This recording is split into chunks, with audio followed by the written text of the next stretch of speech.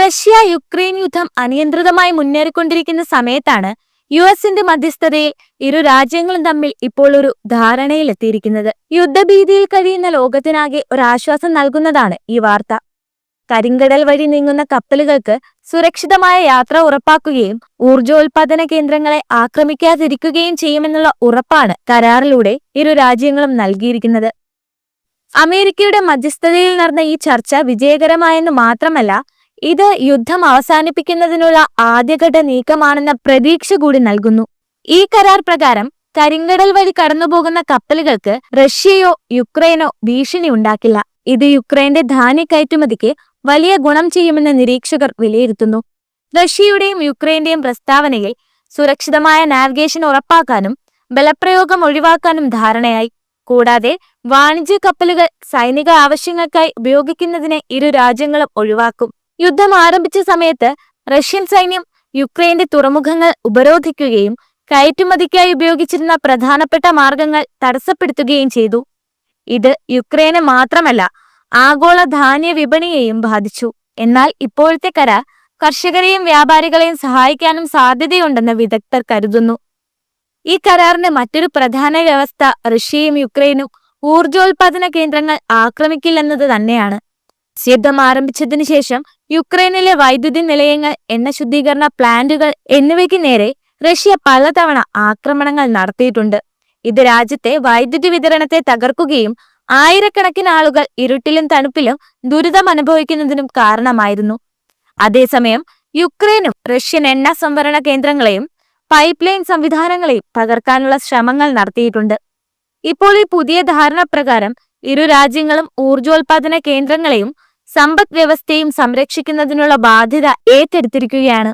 ഇത് മാത്രമല്ല, ഈ കരാർ പ്രാബല്യത്തിൽ വന്നാൽ റഷ്യയുടെ കാർഷിക വളം കയറ്റുമതിയും സാധ്യമാകും.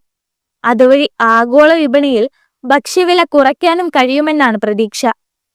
യുക്രൈനും റഷ്യയും ഈ കരാറിനെ പൂർണ്ണമായി പാലിക്കാൻ അമേരിക്കയോട് പ്രതിജ്ഞാബദ്ധരാണ്. ഇത് യുഎസ് മാത്രമല്ല, മറ്റ് പാശ്ചാത്യ രാജ്യങ്ങളും ഉറപ്പുവരുത്തേണ്ട കാര്യമാണെന്ന് കരാർ വ്യക്തമാക്കുന്നു. റഷ്യ കരാർ ലംഘിക്കുകയാണെങ്കിൽ യുക്രൈൻ അമേരിക്കയോട് കൂടുതൽ ആയുധങ്ങൾ ആവശ്യപ്പെടുമെന്ന് പ്രസിഡന്റ് വ്ളാഡിമിർ സെലൻസ്കി മുന്നറിയിപ്പ് നൽകി.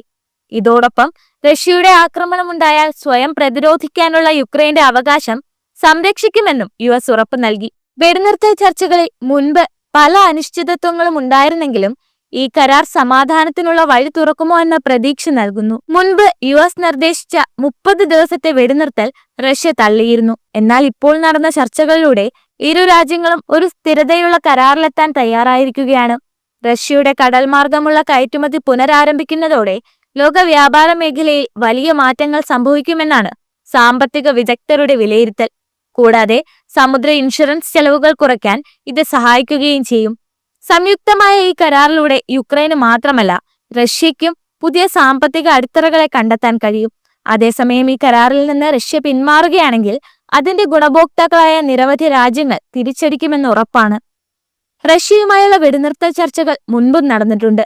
2022 യുദ്ധം ആരംഭിച്ചപ്പോൾ തന്നെ വിവിധ രാജ്യങ്ങൾ സമാധാന ചർച്ചകൾക്ക് മുൻകൈയെടുത്തിരുന്നു.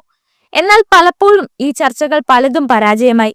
യുക്രൈൻ, റഷ്യ, അമേരിക്ക, മറ്റ് യൂറോപ്യൻ രാജ്യങ്ങൾ എന്നിവരെല്ലാം ഈ കരാറിന്റെ ഭാഗങ്ങളാണ്. അതുകൊണ്ട് തന്നെ ഇരു രാജ്യങ്ങളും കരാറിലെ വ്യവസ്ഥകൾ പിന്തുടർന്നാൽ മാത്രമേ ഇത് വിജയിക്കൂ.